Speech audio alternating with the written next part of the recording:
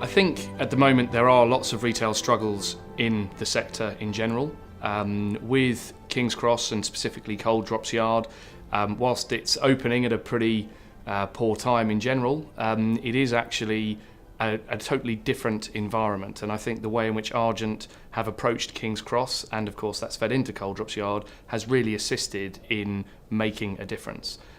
With the Samsung Digital Playground,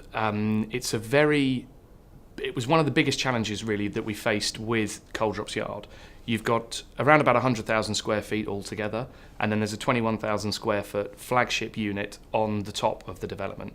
There's nothing regular about that space. You've got great ceiling heights, you've got really impressive glazing, there's pretty much no walls, there's pretty much no direct access into it. So in order to find the right tenant for that environment, you needed to find someone who could work with a whole raft of different operators throughout the rest of the scheme, but also have their own identity and their own reason to pull people into it.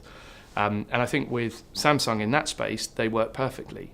In today's market, there's a lot of brands, the bigger brands, who I think in some ways may have lost their way a little bit. And actually it's very difficult when you get over a certain size and scale to maintain that connection with your audience.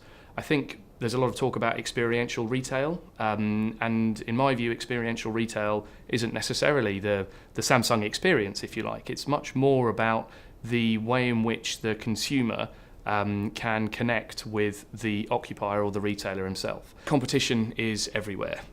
You see competition with different retail developments, different areas of London, different areas of Europe, different areas of the globe, and of course online is something which is a huge piece in both brand awareness and also retail competition.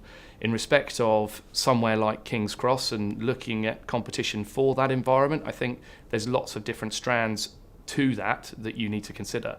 If you're working on Oxford Street, are you likely to go up to King's Cross? You're probably not going to go there unless there's a real reason to do it. So in that respect, you'll probably still shop on Oxford Street.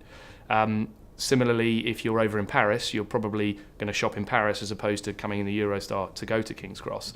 If you are just purely shopping, the thing that you get from Coal Drops Yard and other developments that are coming out of the ground around London is this diversity of experience. And it's very hard to say, well, this is somewhere who will be the next King's Cross, if you like.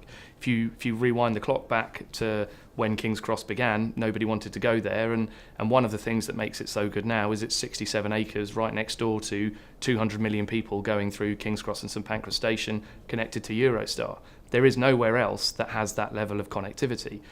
I think physical retail is here to stay. It just depends on the viewpoint and what it is that you're trying to get out of physical retail.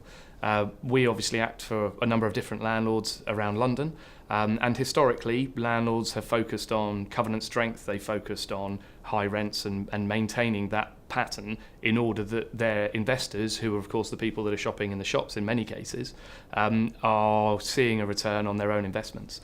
What's happening more and more in the areas of London that I work with, in the city, in King's Cross and elsewhere, is that the landlords are focusing on the retail element as a part of the bigger picture, a part of that placemaking story that enables them to release value from the offices or the residential or the immediate area.